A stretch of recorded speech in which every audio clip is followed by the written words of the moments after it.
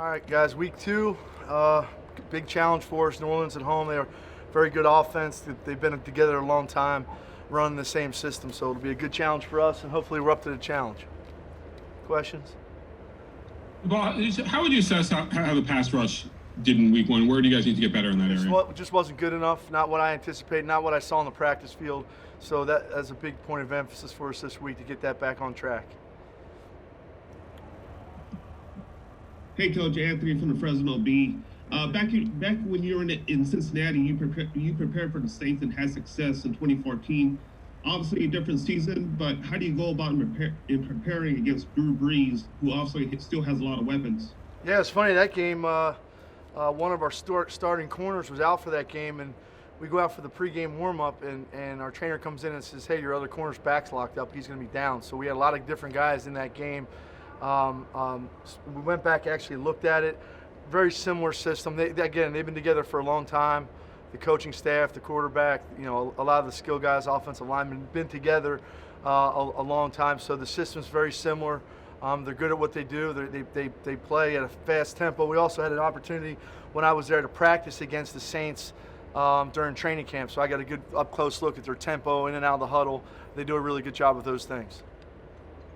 Yeah, Paul, Jerry McDonald, you had no pre-snap penalties. You only had 3 penalties as a team.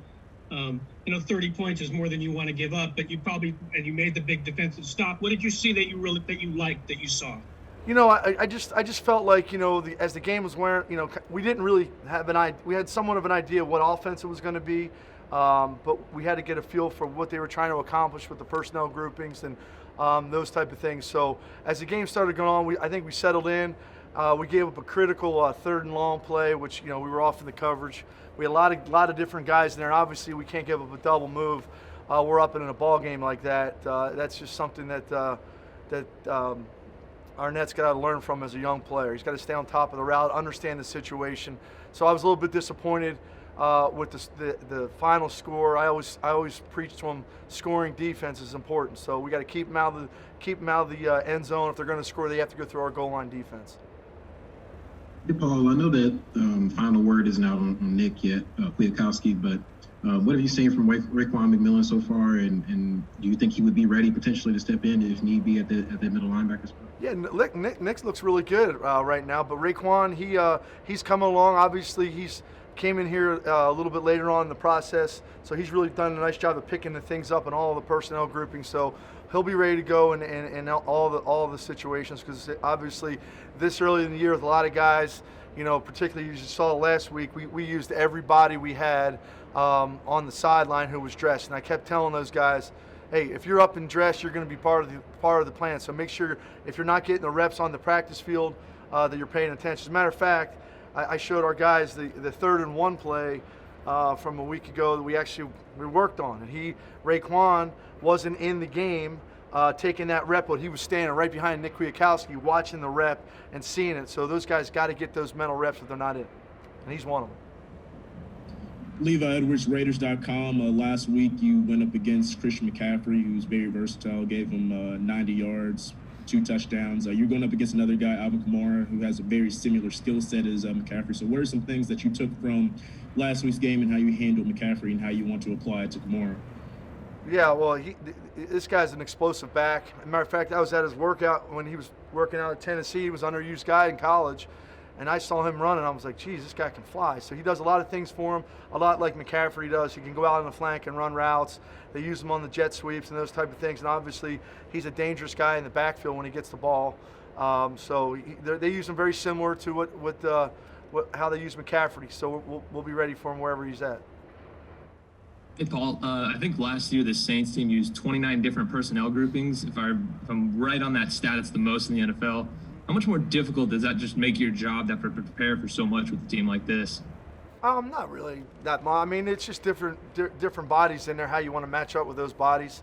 But again, you have your set of plans and rules and coverages and pressures based upon those things. So just a little bit more than a normal plan B with, say, 4 or 5 personnel groupings.